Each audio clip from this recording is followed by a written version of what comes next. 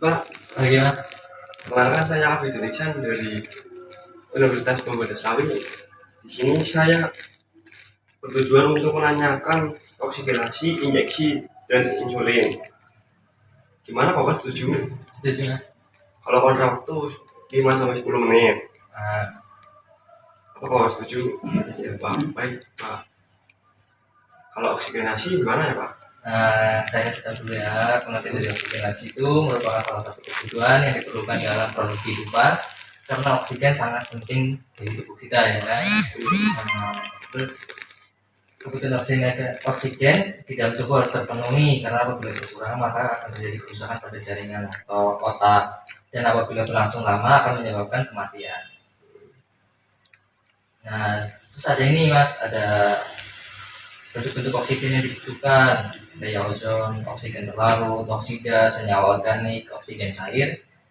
Terus ada nih sifat-sifat oksigen yang antaranya gas diatomik, terus reaktif, berat jenis lebih berat dari udara. Nah selanjutnya ada fungsi oksigen bagi tubuh, yaitu untuk respirasi.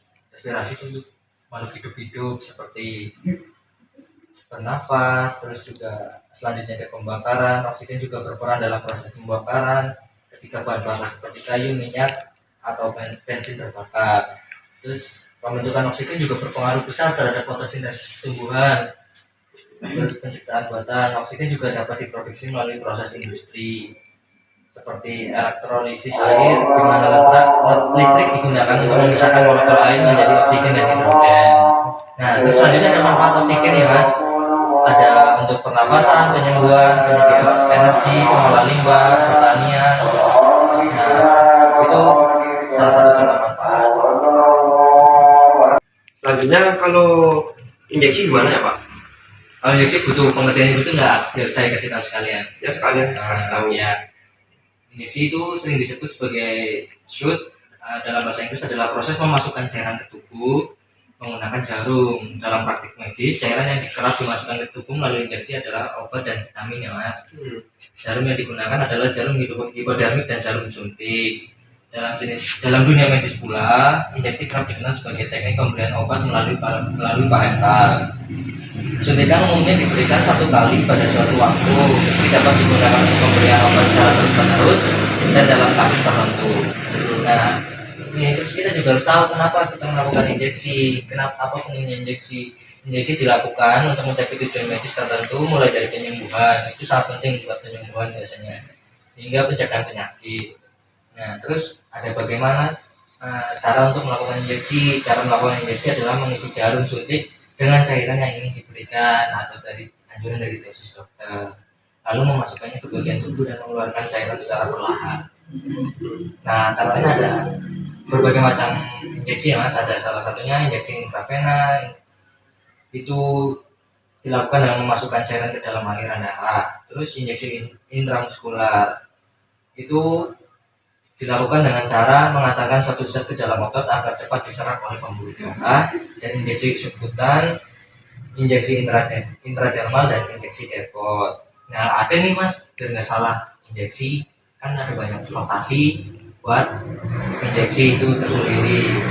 Kan ada suntikan intravena yang terdapat pada lengan bawah, punggung tangan, terus dilakukan di bagian di dalam sendi siku, terus di pergelangan kaki. Itu biasanya kan kalau infus biasanya di situ tuh, di pergelangan tangan, di lengan, di kaki juga bisa.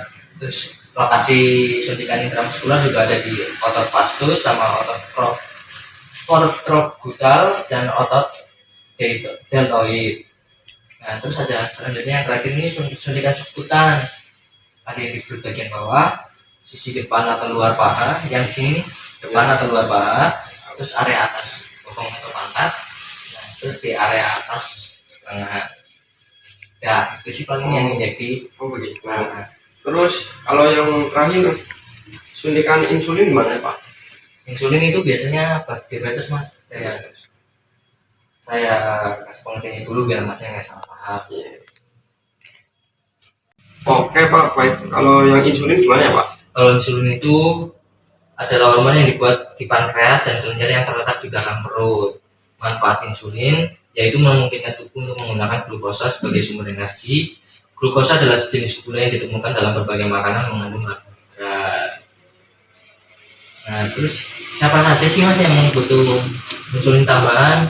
Insulin kan biasanya tubuh menghasilkan kurang insulin dan kita harus memberikan insulin kepada orang-orang yang membutuhkan. Nah, di sini selanjutnya ada manfaat. Ini ya mas, fungsi insulin bagi tubuh itu untuk mengatur gula darah yang juga jadi sumber energi. Kayak insulin itu menyimpan kelebihan glukosa untuk pakan energi. Selanjutnya untuk mencegah ketoasidosis diabetes. Nah, ini ada juga mas, insulin juga nggak sembarangan untuk diberikan kepada orang, pada pasien. Jadi harus ada dosis dari dokter. Dosis suntik insulin diabetes biasanya itu kayak tergantung tipe golongan diabetes yang pasien alami. Seperti diabetes tipe 1, orang dengan diabetes tipe 1 tidak dapat membuat hormon ini. Jadi mereka harus menyuntikkan insulin untuk mengontrol kadar glukosa darahnya sendiri.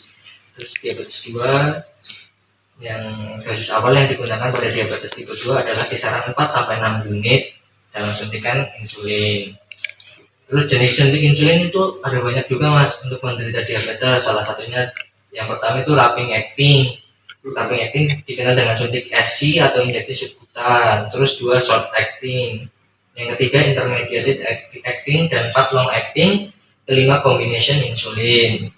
Terus bagaimana sih? Saya juga mau mengasih tahu bagaimana sih cara untuk suntik insulin yang tepat. Ya bagaimana? Umumnya suntik insulin itu bisa dilakukan di berbagai area ya, yang terutama yang disarankan oleh dokter yaitu seperti paha, perut, pantat, terus lengan bagian atas. Biasanya sih paling sering di lengan bagian atas sama perut. Nah, penyuntikan hormon ini, hormon insulin ini bisa dilakukan dengan alat suntik konvensional atau insulin pen. Nih terus juga insulin juga ada efek sampingnya mas. Oh, apa aja itu pak? Yang pertama dapat menyebabkan hipoglikemia. Hipoglikemia udah tahu belum mas? Belum tahu itu. Belum tahu ya. Kurang paham ya, sih. satu. Hipoglikemia itu kayak suatu kondisi ketika kadar gula darah terlalu rendah mas, yaitu di bawah 70 mg. Nah, kadar gula terlalu rendah terjadi karena hormon ini menyebabkan sel-sel hati dan otot mengambil glukosa dari darah. Nah, yang kedua itu menimbulkan alergi. Salah satunya bisa setelah disuntik insulin itu sesak di dada, kesulitan bernafas, pusing, dan bisa membuat pingsan. Dan yang ketiga terjadi pembengkakan di kulit. Biasanya kalau habis insulin, kalau salah memasukkan insulin pen, jarumnya itu biasanya terjadi pembengkakan. Nah, paling itu aja sih mas, kayak pengertian insulin sama pemberian dosis sama efek samping dari insulin itu. Oh, Insulin itu buat diabetes ya. Iya. Ya baik pak. Terima kasih ya pak. Jelasnya pak. Ya. Terima kasih pak. Terima kasih ya. Ya.